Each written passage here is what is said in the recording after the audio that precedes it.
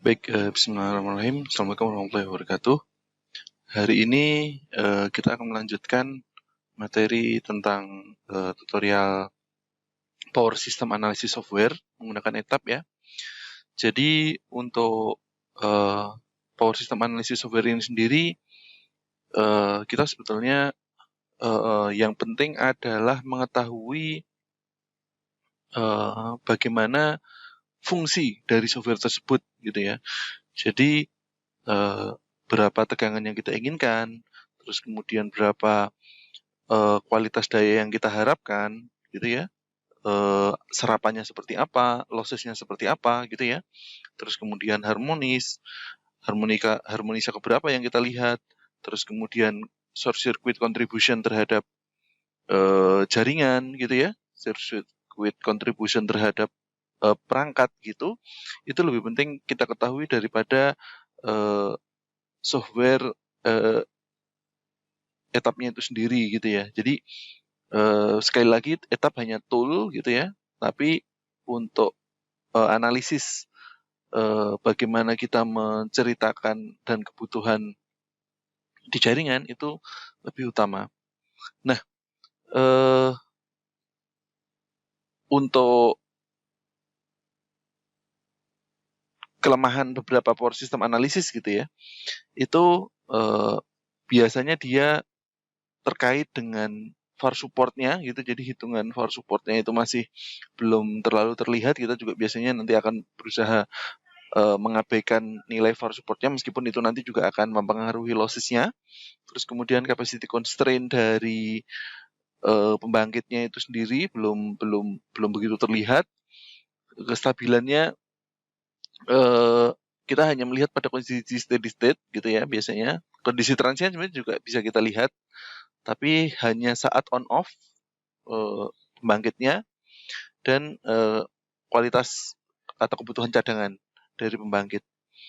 Nah, faktor-faktor yang mempengaruhi dari tegangan pada nanti di sistem simulasi, yang pertama adalah bagaimana generator profil, baik speed, kopling yang dipasang pada generator gitu ya, dengan turbin tentu saja, dan kapasitas dari generatornya itu nanti mengaruhi dari sistem voltage. Kalau kopling nanti juga pengaruh ke sistem transiennya. Terus kemudian ukuran dari turbin, short circuit ratio dari current trafo, juga dari alat-alat yang ada di generatornya gitu ya, X per R ratio dari sistem gitu ya. Ini nanti biasanya kita pakai default dari etapnya. Kemudian tipe generator gitu ya, salian pole, round rotor gitu ya. Itu nanti pengaruh hubungannya terhadap reactive power. Terus kemudian loading dan distribution feeder atau beban itu nanti akan terlihat bagaimana pengaruhnya. Nah, di voltage regulation ini biasanya kita punya acuan tidak boleh melebihi 22 kV ya. Jadi di atasnya itu 22, batas bawahnya 19. Tapi kadang untuk feeder atau beban yang jauh sekali gitu ya, jauh sekali di ujung gitu ya, mungkin sampai 17, sampai 16 gitu mungkin terjadi, karena jaraknya kalau di atas 20 km itu dropnya sampai 2 kV ya, apalagi kalau lebih dari 20 km. Nah, tentu saja beban-beban yang ada pada area tersebut atau sampai 30 km tentu saja nanti dropnya juga sampai 17 kV seperti itu ya. Nah, ini kita bisa menggunakan reactive compensation atau menaikkan tap changer pada trafo ya, juga bisa mengatur kecepatan pada generator dengan static VAR, terus kemudian mengatur kecepatan juga pada kapasitor pada generator dengan menggunakan kapasitor switch kapasitor bank gitu ya. Dan ini bisa kita koordinasikan dengan voltage regulator yang lain seperti regulator atau switch kapasitor. Nah, di power quality ini biasanya tidak kita lihat secara detail gitu ya, flicker gitu. itu tidak kita lihat secara detail. Terus kemudian hubungannya terhadap nanti harmonisa gitu juga biasanya, karena kita biasanya peralatan yang digunakan itu tidak menggunakan inverter atau power elektronik ya. Beda kalau misalnya kita pakai PLTS, itu tentu saja nanti kita perhatikan harmonisanya. Tapi ketika misal kita menggunakan hanya pembangkit mikrohidro, uap gitu, biasanya harmonisa flicker gitu tidak kita lihat. Ini impact-nya gitu ya, dan bagaimana penggunaan jenis dari generator yang kita pakai gitu ya. Biasanya karena mikrohidro, uap gitu kita pakai generator sinkron gitu ya, maka harmoniknya very low gitu ya. Nah, tapi kalau misalnya tadi saya katakan menggunakan inverter atau PLT surya gitu ya, PLT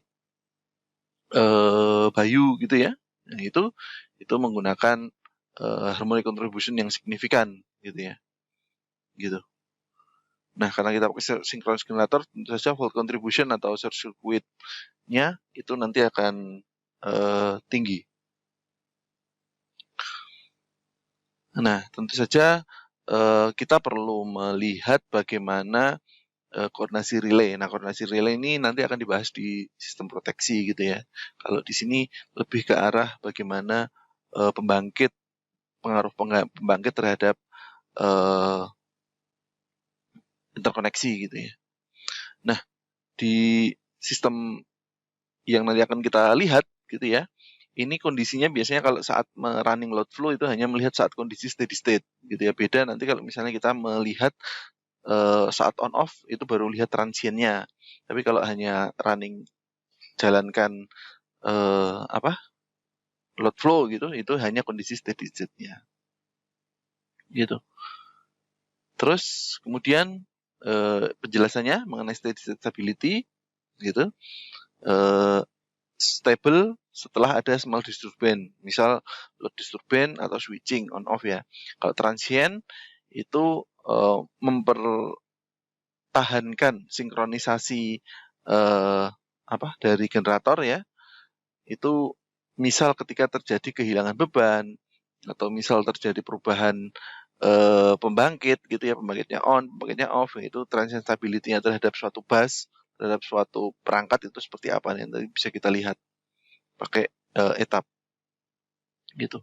Nah, di transient stability study gitu ya, kita bisa melihat kemampuan dari generator gitu, terus kemudian kita bisa menentukan interaksi dari generator akibat dari rotating plant gitu ya. Di coupling dari generator itu nanti mempengaruhi, nanti ada WR kuadrat gitu ya untuk pembangkit dari untuk coupling dari trafo, untuk coupling dari turbin gitu ya. Terus kemudian kita bisa menentukan minimum voltage disturbance akibat dari kehilangan sinkronisasi generator ini gitu ya. Gitu nanti perubahan drop tegangannya seperti apa, perubahan ayunan frekuensinya seperti apa gitu. Itu kita bisa lihat. Karena voltage dan frekuensi saling berpengaruh gitu ya. Jadi ini stabil karena menuju ke titik tertentu yang semakin mengecil gitu ya. Nah, nanti tinggal kita lihat aja waktunya mengecilnya yang paling distabil ini berapa lama gitu kan. Nah, mungkin bisa 10 detik, 5 detik gitu ya.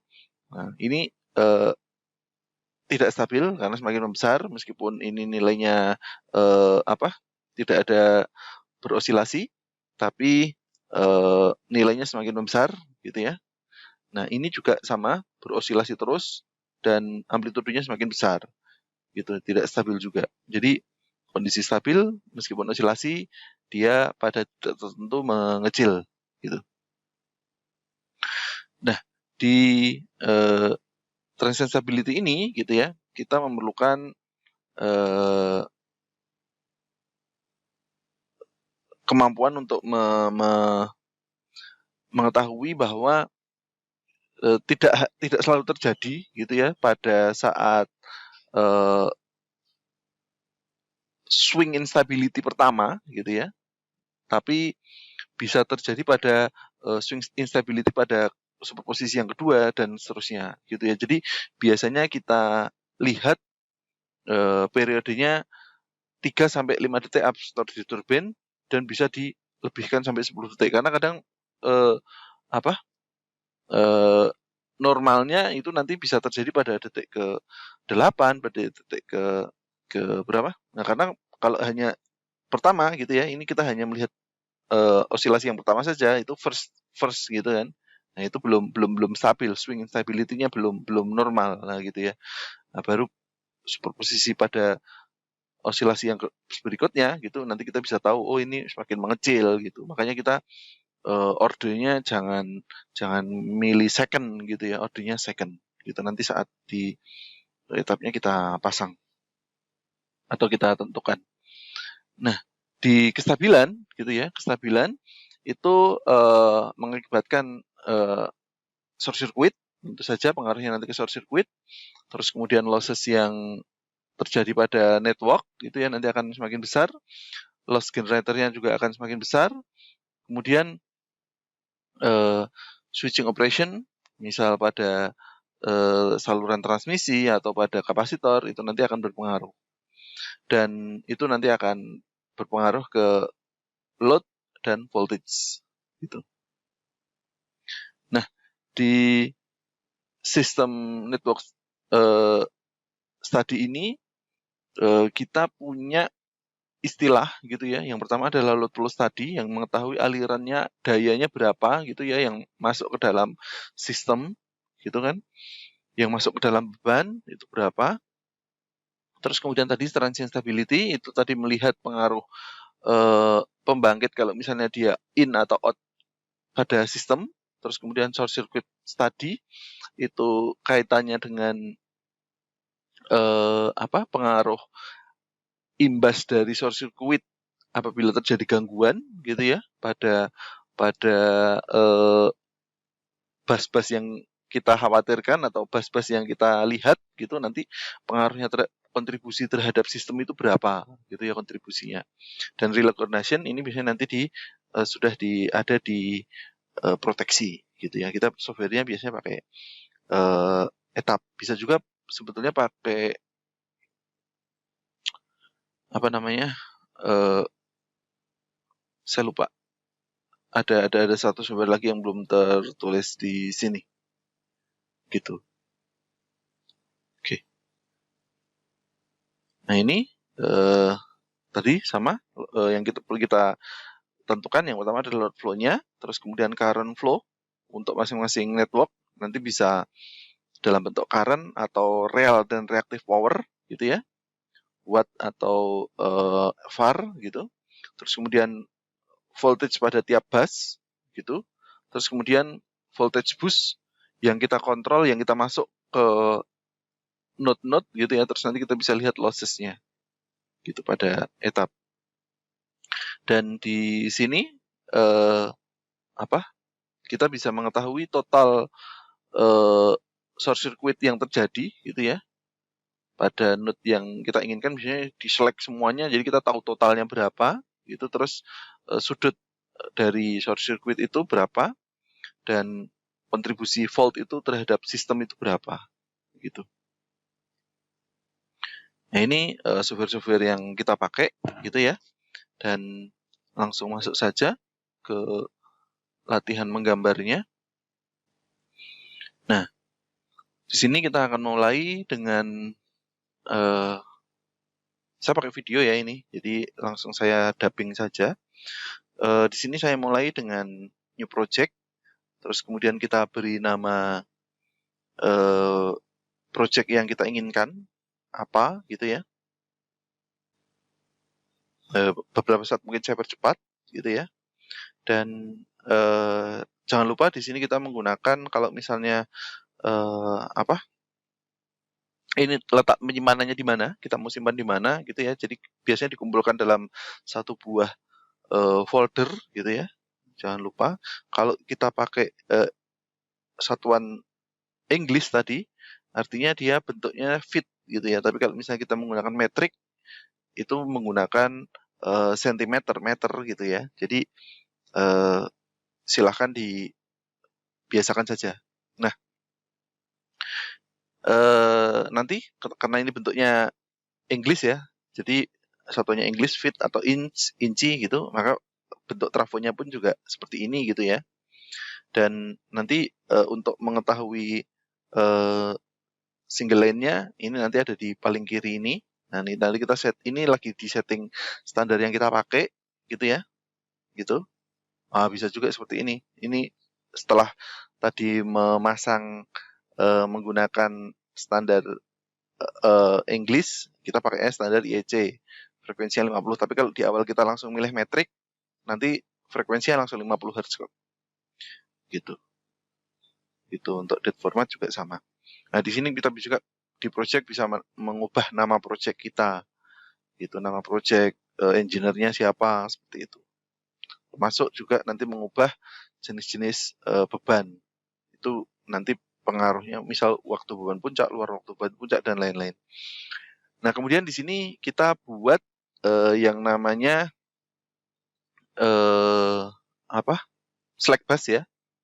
Ya, menggunakan power grid sebagai bus acuan, biasanya modenya menjadi swing bus gitu ya. Di ID-nya kita buat, kalau sudah ada ya ID-nya kita kasih nomor aja, misal GI underscore Samudra 1 gitu ya, gitu, atau GI titik gitu bisa. Nah, terus kemudian rating source circuit-nya ini bisa kita lihat berdasarkan ada datanya ya. Jadi ada data source circuit, misal untuk 3 fasanya berapa, MVA source circuit-nya berapa, itu data dari pembangkit ya. Nah, kalau ini kira-kira saja gitu ya, dikira-kira.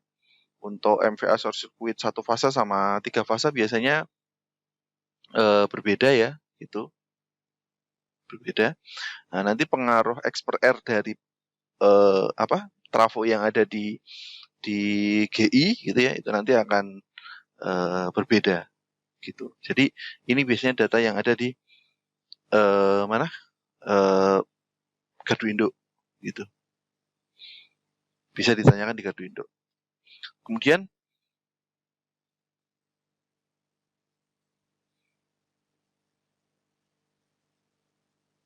selanjutnya yaitu adalah membuat trafo yang terhubung ke tadi power grid.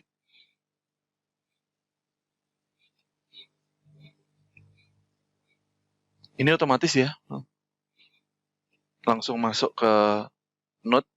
Jadi ada node-nya. Tadi jangan lupa ditentukan power grid-nya berapa kV ya. Kalau tadi sudah ditentukan 70 kV, artinya di sini kita langsung terhubung dari 70 kV, trafonya sekunderinya berapa, gitu ya. Jadi di trafo tenaga, ratingnya dari 70, sekunderinya yaitu adalah misal 20 kV gitu ya. Itu kurang. Sebentar.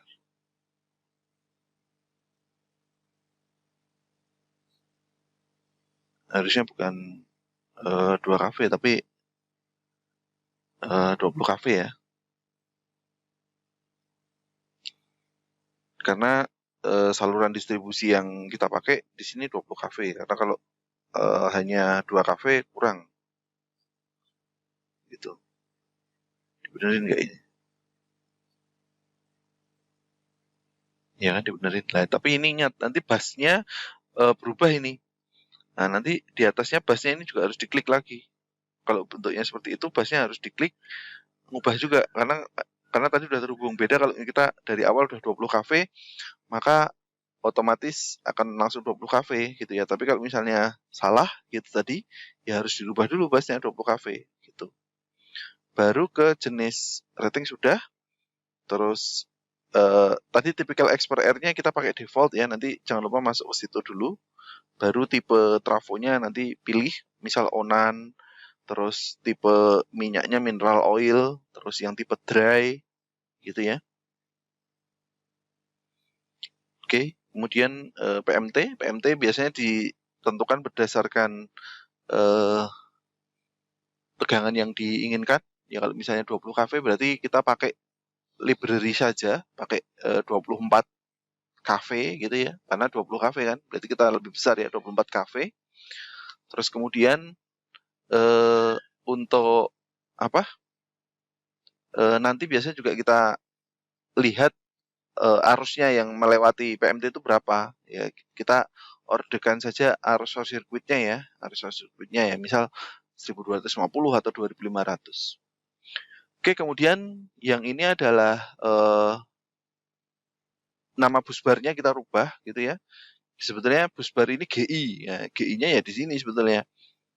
Nama busbar GI. Nah, makanya kita sebut busbar GI Samudra.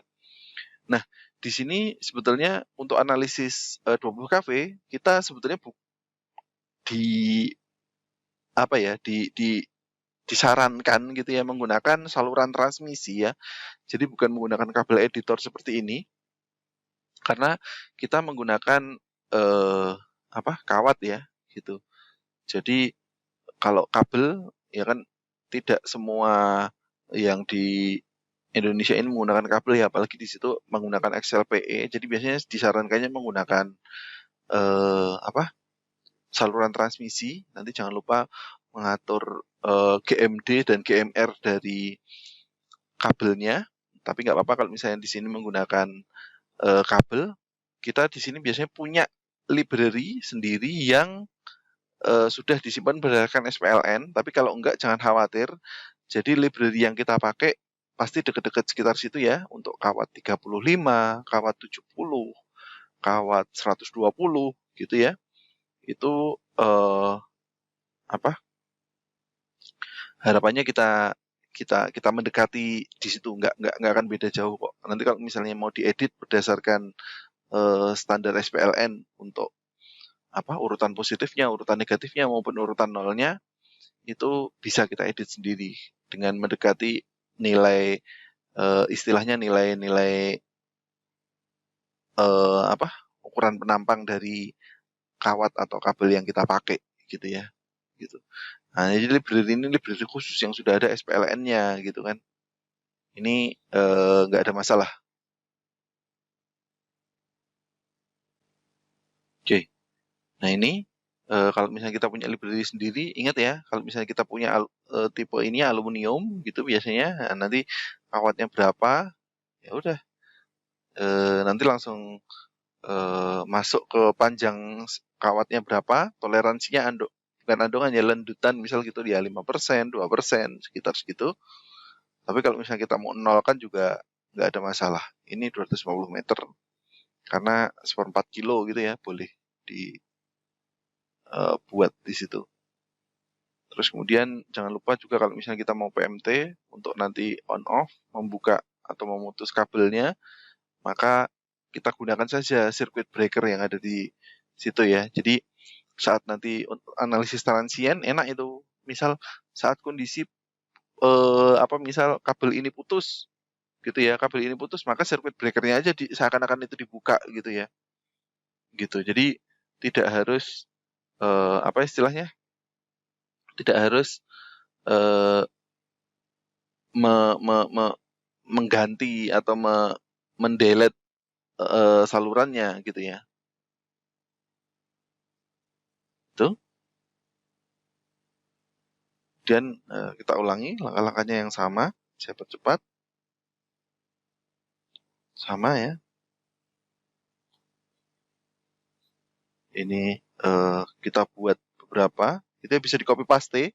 Nanti kalau di copy paste biasanya nanti ini ada urutannya yang apa istilahnya?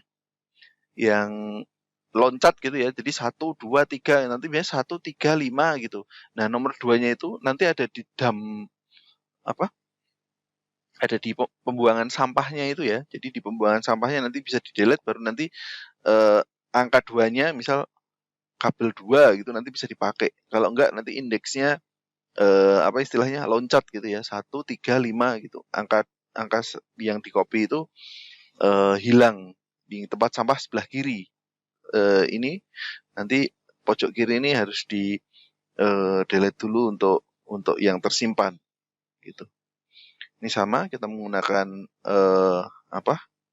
istilahnya library menggunakan aluminium SPLN.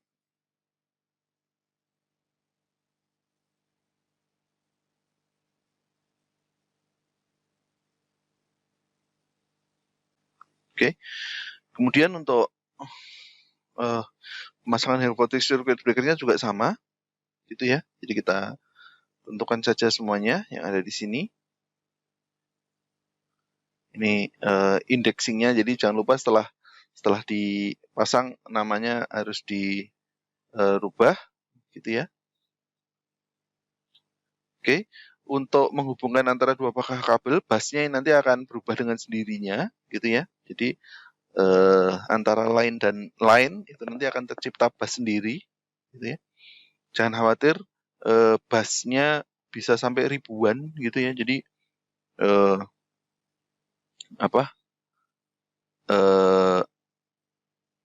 ini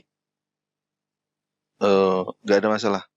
Nah, kemudian misal kita buat di sini setelah kabel kita pakai AAC ya, kawat AAC aluminium alloy itu sepanjang 300 meter gitu ya, dengan reinforce. Nah, maka di sini kita pakai library yang SPLN juga gitu ya.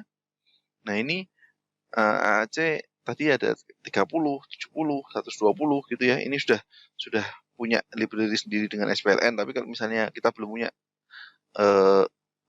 library-nya, kita bisa pakai library yang AAC aluminium gitu ya. Nah, di sini dengan transmission line editor kita harus tahu ini tadi yang saya katakan, tinggi tiang berapa, terus kemudian spacingnya antar kawatnya berapa, 0,6 misal ini tadi. Nah, itu nanti fungsinya adalah untuk mengetahui elektromagnet pada transmisi, karena dia kawat ya, bukan kabel ya, tidak terisolasi gitu. Jadi jaraknya nanti mempengaruhi seperti itu. Terus kemudian ini misal terhubung ke trafo lagi, misal ke trafo 380 gitu ya. Nah, maka ini asumsinya masih seimbang semua ya, balance ya. Jadi load flow-nya juga masih load flow analysis untuk balance, jadi belum yang unbalance. Jadi kalau misalnya nanti terpisah menjadi satu fasa, tiba-tiba 3 fasa terpisah jadi satu fasa, nanti kasusnya sendiri gitu ya. Gitu. Cepat-cepat. Ini juga sama untuk Untuk penamaan dari trafonya, gitu ya. Oke, kapasitas trafonya ingat di sini. Nah, ini pakai tipikal saja, jangan lupa diklik tipikal X per R-nya, gitu ya.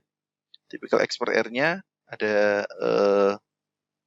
subtransient, transient, nanti biasanya subtransient gitu ya, karena biasanya lebih lengkap datanya. Terus kemudian dari ini masuk dari trafo 20 ke masuk 380, beban 380 misal berapa besarnya gitu ya. Ada 2 buah beban, ada yang statik. Kalau statik itu biasanya bebannya adalah beban resistif saja. Tapi kalau beban lampet atau beban kumpulan, nanti kita bisa tentukan di sini berapa persen load type-nya yang di sebelah kanan ini. Misal ini sebentar masuk ke sini ya. Sebelum masuk ke ini saya pause dulu. Nah, di sini di desain ini nanti sesuai desain. Nanti saat load flow kita bisa milih saat yang kita running itu saat desain atau saat normal gitu ya. Ini sebenarnya nanti bisa dihapus. Desain nanti bisa kita rubah jadi WBP. Normal bisa kita rubah jadi LWBP. Itu nanti lewat project ya. Lewat project itu nanti bisa kita rubah. Kalau desain 100, normal 100 atau LWBP dia turun 80%. Bisa kita rubah di sini. Nah, nanti saat load flow juga bisa. Jadi saat load flow, kita atur ini saat runningnya bebannya saat beban sesuai desain, boleh. Saat sesuai normal, boleh. Nanti saat break, boleh. Saat break ini kita ubah, nanti kata-katanya bukan break, tapi WBP gitu ya, di project. Terus kemudian load, terus nanti WBP gitu, ubah saja. Di sini jadi breaknya ini di delete ini. Jadi ini nggak wajib ada tulisan break ini. Terus kemudian load type-nya yang ada di sini itu Nanti kalau misalnya ini konstan Z-nya itu 20%, konstan KVA-nya itu 80%, jadi apa istilahnya? Static load-nya biasanya nanti kalau lebih besar kita geser ke kiri karena ini artinya biasanya kalau bentuk seperti ini beban apa? Beban motornya, beban induktifnya karena dia kanan gini, ini artinya lebih tinggi biasanya gitu. Oke. Oke ya, tadi kalau ini desain 70% ya nggak masalah gitu kan. Oke, itu untuk ngecek gitu ya. Ditulis namanya ini bebas boleh, LF boleh, untitled boleh. Nah, ini sudah terlihat. Jadi dari sini sudah terlihat apa yang mau ditampilkan gitu ya. Nah, kalau misalnya nanti yang kita tampilkan voltage-nya bukan dalam persen ya, dalam kV gitu ya. Nah, itu nanti akan terlihat dalam ampere juga terlihat. Nah, itu udah langsung terlihat 20 kV. Yang ada di atas tuh normal ya, 20 kV. Yang di bawah juga masih normal. Kemudian kita lanjutkan untuk salurannya gitu ya.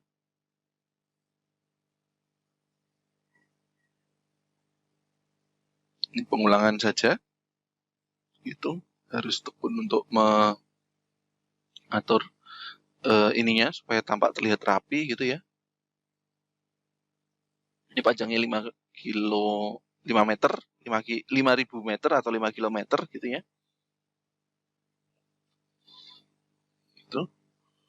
Terus kemudian nama trafonya juga tadi ditentukan ya dari 20 kV ke 0,38. Berapa dia? 0,4 boleh. Nah, ini KVA-nya berapa? Misal kecil 250 KVA. Ini tipikal Z X per R-nya nanti jangan lupa diklik. Kalau misalnya ada pemasangan tap changer, diklik saja. Tapi kalau misalnya tidak ada tap changer, biarkan juga nggak masalah di situ. Jadi tidak semua yang di apa trafo itu harus ditulis ya. Bisa aja nanti misal mau lihat harmonisanya, baru nanti harmonisanya diisi ya. Yang untuk sesuai IEEE apa namanya itu standarnya untuk lilitan itu ada khusus. Gitu. Kemudian terhubung juga lagi ke beban gitu ya, sama pengulangan itu. Nah, ini tergantung dari single line yang diinginkan gitu ya. Oke, saya percepat. Nah, ini jangan lupa untuk selalu mengatur configuration karena beda nanti. Nanti kalau untuk double circuit buat line-nya menjadi 2 ya, bukan di situnya nanti, bukan di situnya tadi jumlah sirkuitnya kan tadi ada ya, bukan di situ. Kalau misal double circuit line-nya ini bikin satu lagi gitu ya, bikin satu lagi. Misal 2 kali 240 gitu, bikin satu lagi gitu. Transmisinya. Biarkan saja di situ tetap jumlah kawat tiap fasanya itu tetap biarkan satu saja. Gitu. Kecuali kalau misalnya memang sudah tahu jumlah kawat pada tiap fasanya itu ada 2 gitu ya, maka tinggal ngubah di situnya bisa. Gitu. Oke. Ini sesuai dengan single line gitu ya. Sama, kita tinggal tentukan saja baik menggunakan saluran transmisi maupun saluran kabel, kita harus tahu itu. Baru nanti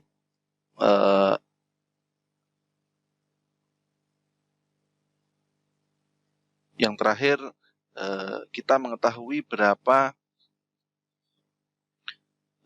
load flow pada sistem yang kita buat gitu ya.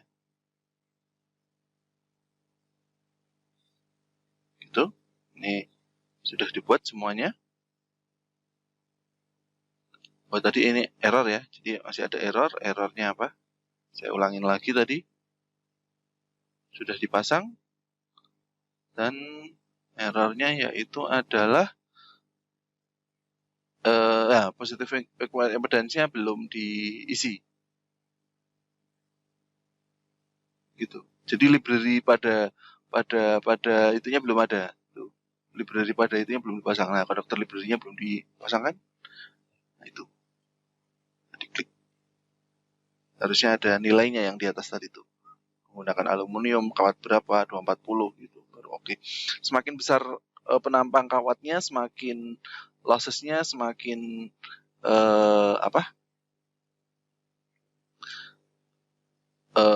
losses-nya semakin rendah ya. Jadi 240 sama 150 tentu saja losses-nya lebih. Nah, ini tinggi dari tiangnya juga belum itu kan. Jangan sampai terlupa itu ya. 240 dan 150 losses-nya lebih besar yang 150 gitu ya. Oke. Terus kemudian untuk load flow-nya sudah sesuai ya, nanti kita tinggal lanjutkan gitu ya. Nah, ini untuk relay, nanti di koordinasi relay kita ada di videonya di sistem proteksi gitu ya, untuk koordinasi relay, baik untuk mengatur outputnya ini juga ada, jadi nanti outputnya terhubung biasanya ke CB apa gitu ya, jadi nanti saat CB-nya membuka koordinasinya seperti apa, jadi outputnya OCR-nya biasanya pakai Schneider CPAM 10, instantaneousnya di-uncheck ya, gitu. Instantaneousnya di-uncheck supaya nanti jenis relaynya saya pakai apa gitu kan, very inverse maksudnya, inverse, standard inverse itu nanti kita bisa tentukan gitu. Kalau instantaneous nanti dia selalu IDMT dia relaynya. Ini saya biasanya pakai Schneider CPAM 10. Pakai apa ini?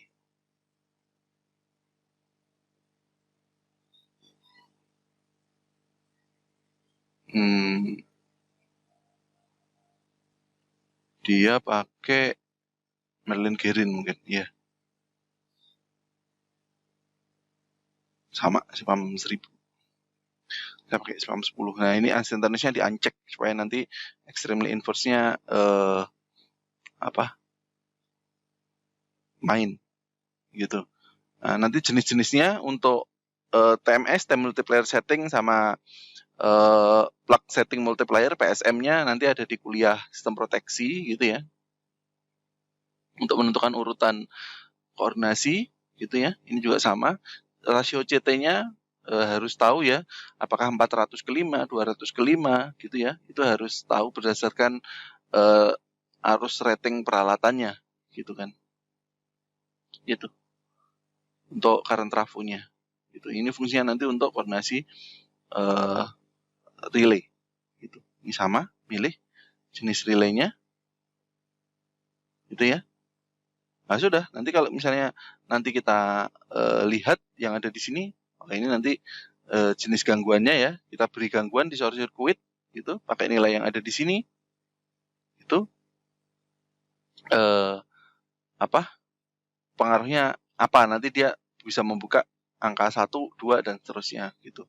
Nah, kita ganggu di sini nilai short circuitnya jadi berapa? Nah, ini kan urutan 1 terus membuka di sini urutan 2 gitu. Itu. Nah, nanti kalau ini berarti sudah sesuai karena yang terdekat ke arah gangguan itu harus putus duluan. Kalau misalnya nanti yang terbuka adalah yang ada di GI dulu, maka salah. Maka kita harus atur time multiplier settingnya gitu. Nah, ini di time dial settingnya, pickup settingnya kita atur di situ. Gitu ya. Ini tadi untuk short circuit dan koordinasi relay. Nah, untuk load flow-nya sebetulnya kita bisa tahu tadi dari ininya ya, aliran daya yang mengalir pada beban itu berapa besarnya gitu. Ini yang terdekat gangguan. Ini settingnya udah sesuai belum? Nomor 2-nya harusnya di atas, harusnya dia mainkan yang ada di atas karena ini nggak instantaneousnya nggak dicek karena jadi seakan-akan gangguannya selalu instantaneous gitu, padahal tadi harusnya di uncheck saja untuk instantaneousnya gitu. Jadi udah tahu semuanya pakai relay yang inverse gitu ya, standar inverse gitu. Gitu. Ada lengkapnya di videonya di apa? Di ini apa? Sistem proteksi. Nah, ini kita bisa lihat berdasarkan losses ya, lossesnya berapa gitu kan. Nah, itu nanti di reportnya bisa kita lihat. Kita pilih kalau misalnya komplit, ya berarti semuanya komplit yang kita lihat. Tapi kalau ini hanya berdasarkan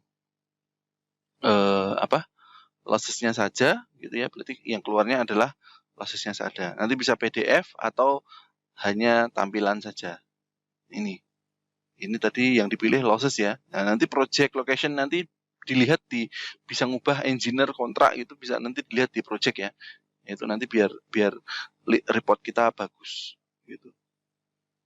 Nah, nanti losses yang kita inginkan tadi secara KW berapa 9,4 tadi akibat dari trafo, akibat dari kawat gitu semuanya terlihat seperti itu.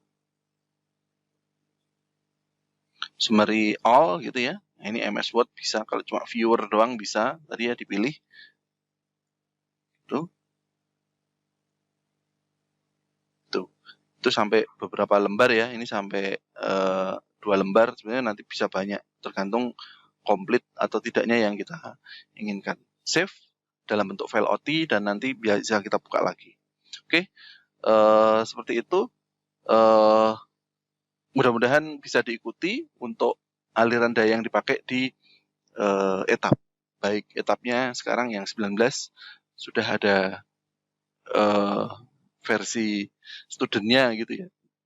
Nah, bisa dipakai. Baik, demikian. Terima kasih. Mudah-mudahan bermanfaat. Wassalamualaikum warahmatullahi wabarakatuh.